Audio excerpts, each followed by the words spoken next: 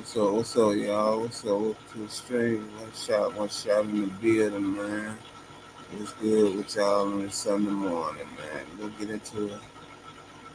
We got X Rappers playing by E Grit selling his soul. Let's check it out, man. Let's get into it.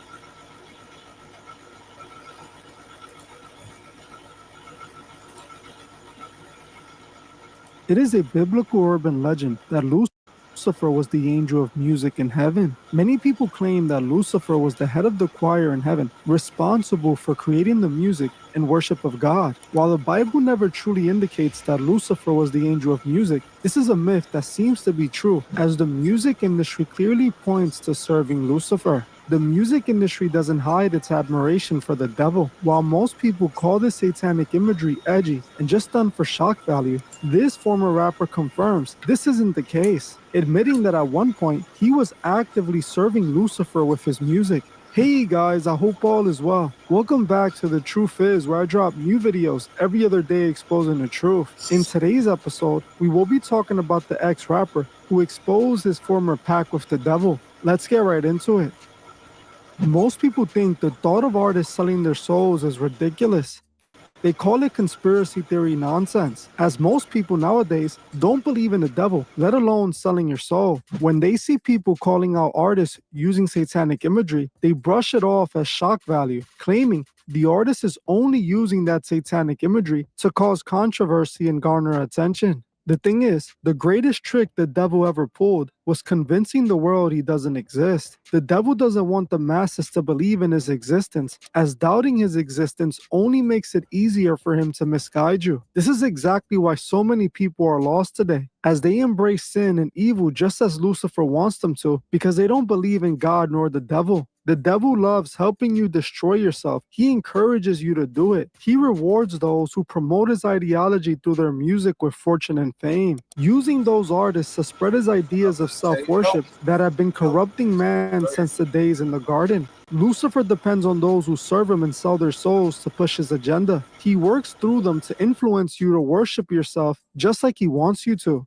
These artists that know the truth about this spiritual world we live in already know that in order to become a star, you must serve Lucifer. That's why these artists involve themselves with the occult and Satanism. This is how they learn to channel these deities in order to bargain with them and use them to get what they want. Since the beginning of the music industry, we have heard of the tales of artists selling their souls. I know many of you have heard of the story of Robert Johnson, the blues musician from the 1930s, who was rumored to have sold his soul to the devil on the crossroads. The story goes, Robert wanted to be a music star since he was a young man, but unfortunately for him, he wasn't any good at making music. He tried playing his guitar for anyone who would listen, but he was horrible, and nobody wanted to hear him play.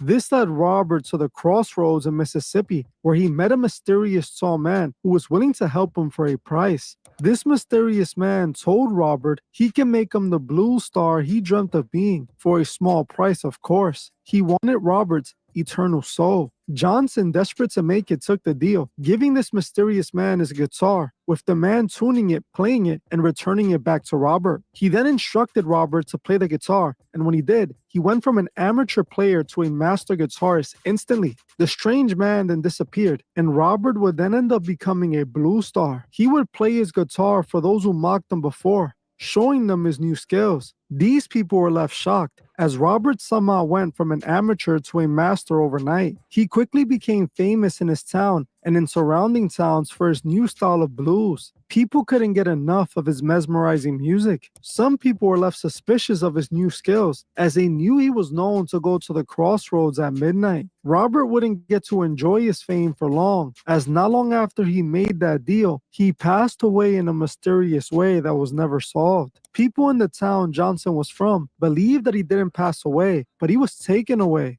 His soul was collected by the tall, mysterious man he sold this soul to for those guitar skills. While most people see this as an urban legend, this is the truth about fame. To this day, artists are selling their souls to the devil in order to be rewarded with fame and fortune. And this is exactly what Dennis Stevenson admitted, who was once a rapper that went by the name Wap with the Plays. A couple of weeks back, Dennis did an interview with the creator Corey Yeshua, where he revealed that while he was trying to make it in the music industry, he aligned himself with the devil, openly choosing to serve the deity Baphomet in order to become successful. During those days, Dennis managed to perform with some big artists who were also serving the devil, making songs with artists like Little Tracy and performing alongside Cardi B and others. Dennis admits he chose to serve Baphomet and dedicate his music to pushing his agenda. I was called King Extortion. You signed a deal with Satan in order to be in his kingdom, and you were going to be used in music just as a tool in order to gather souls. I got initiated was when I seen Baphomet. This was before everything takes off. Satan is not going to let you take off unless he initiates you. Now, after this happened, I was extortion man 666. Now I have the tattoo extortion on my forehead. I fully embraced the darkness, and I just thought it was just music. I just thought, okay, maybe it's just music. It was more than music. As a very special testimony that I believe is going to touch many lives. Dennis Stevenson, definitely raised in Miami. I was in a car, young, rapping the DMX, put Young Jeezy on, put Lil Wayne on. You were influenced by that music. kind of music. I try to tell people how powerful music is. Not only did I grow up listening to certain kind of music and it put me in certain kind of moods and made me want to do certain things, but I also did music and was in the music industry for years. So I know the impact that it has on people. People don't understand that there's spirits in this music and attached to this music, and a lot of people get into things behind the scenes that they put into the music, and the enemy uses the music. We're professional criminals. So you guys were doing like breaking and entering. I'm not proud of it, but yeah, most of us went to jail. Yeah, I'm actually on the news trying to somebody. This is when my older brother passed away, and then that's when Satan began to put that trauma in my heart, and now I was fully possessed. Music industry side, how far you went in that realm and the things you experienced in that realm. So who would you say you met first? I was in the streets at the time, and the person that was leading the pack on this end was Triple X, XX Tentacion, Josh. Say on first. Yeah, we went to the same school. He's lit up. He's on fire for Satan. I'm on fire for Satan too. So we two are the ones that's leading. But mind you, X was still doing music at that time. I was more in the streets, and I just thought it was just music. I just thought, okay, maybe it's just music. It was more than music. When my older brother passed away in 2017, once that trauma hit, that took me to another level of darkness. Now, mind you, at that time, I just did a show with Cardi B, Kodak, Youngboy. This is called Trap Circus 2017. At that time, it was like, we went to this house. It was hell in that house. An open portal of hell in that house. And they're doing drugs. The music is like we're all manifesting in there all together. We're all doing it. And that spirit came to me. He imparted me his vision, his goal that he wanted to bring forth. And you know who they idolize and who represent is the Baphomet. That's the image that he's portraying. And when you see this agenda that men turning into women turning into men, that's the agenda that ultimately that he wanted to push. Now already seen it. He has a Mark II, and his agenda is to turn your way and to twist you into something that was never meant to be. I'm not looking at the demise. I'm not looking at the downfall. I'm not looking at the people that I'm going to influence to represent Satan and ultimately send those people to hell. The demons are literally coming out of them. This isn't a rock show. This is a church. The music that we're playing is the worship. When we're moshing, we're opening up a portal. That reminds me of the Travis Scott show where they were doing the mosh pit and all those people end up dying. And it was a kid who even died. And he had all type of imagery that had like portals. Man going through a portal and becoming red like a demon, like his face as a bat, like leading up to that show. And then that stuff ended up happening and people were saying that it was sacrifice. Yes. It was like a ritual. Every concert's a ritual. I have people drawing pentagrams at my concerts on the floor. Image, the beast that was in me, I was sewing it into them, and you can definitely open your soul to some things. It's like a church service, but for the dark side. And all these entities are just starting to grab hold of people. Man, it's really deep. People need to understand this stuff is all spiritual, and the spiritual realm is very real. But if there's a dark side, guess what? There's also a light side.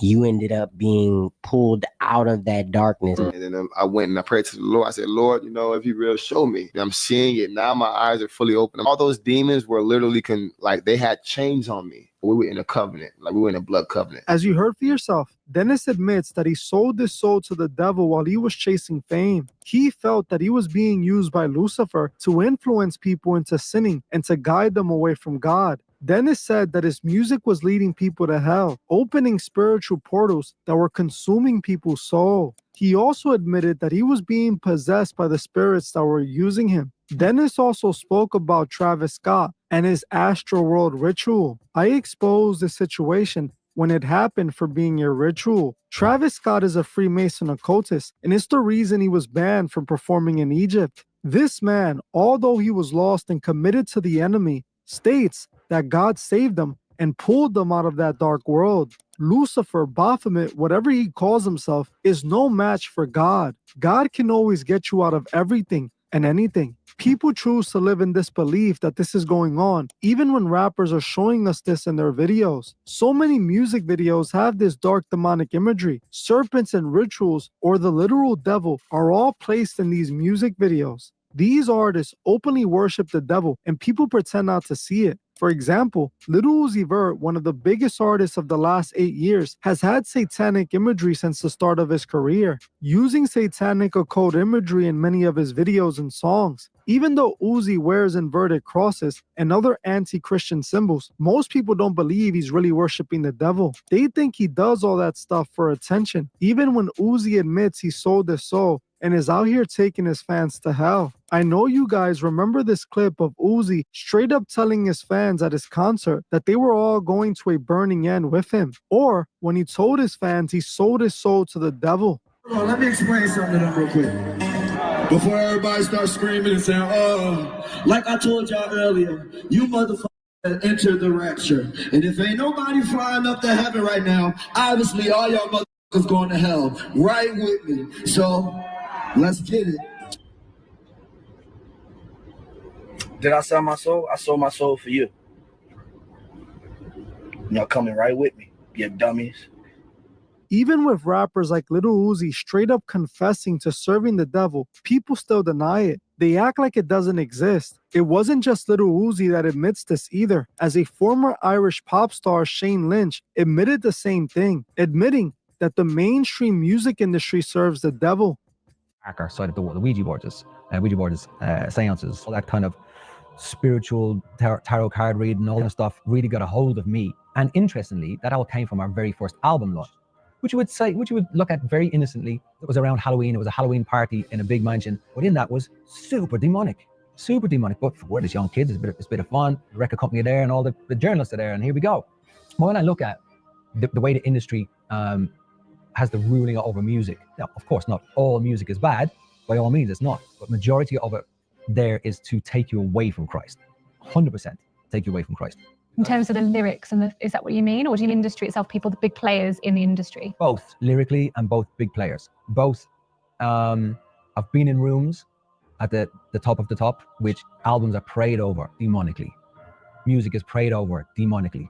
That goes out to the world, goes out to the radio stations, goes out to the public.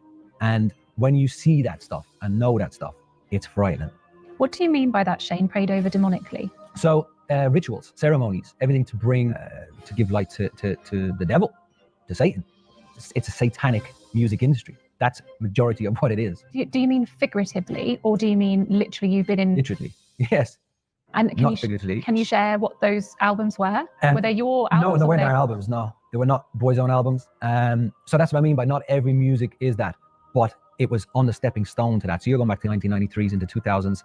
And then if you look at what the music is today, the industry is today, for all your Sam Smiths, to your Dojo Cats, to your Beyoncés, they are so demonic, it's unbelievable. And we can't, it's in front of us. And it's something that we kind of go, oh, it's just music. But it really isn't. It's absolutely taken over the world, taken over our children, and taken over everything that's coming to the times of world crisis. And are you talking about the messages that are in some of those songs, some of those artists, share with their fans? Yeah, messages and the glorification of Satan. And it certainly had some kind of influence on you, because as you said, that you started to get very drawn into the dark side. You were interested in witchcraft and Ouija boards, and that led to some very dark experiences for you personally. Can you tell us a bit about what those were and how those came about? It came about just through opening those doors. We've got to be very careful on what doors we knock on. And as soon as you start innocently doing a tarot reading or Ouija board or a seance or whatever them fun things as kids that we mess around with, you're giving ground to the dark side. Of course you are. You're now engaged. You've opened the door. And once you open doors, they have the rights. They have the rights to come in. And I opened many doors and found myself in a very, very angry, very dark place, self-destruct place. This right here is a gold play button from YouTube. You get this when you get 1 million subscribers. This is a silver play button. Violent place. These artists are telling us themselves the price for fame and what they were being used for. The devil is using mankind to destroy itself. People that are calling the satanic imagery shock value need to wake up, as these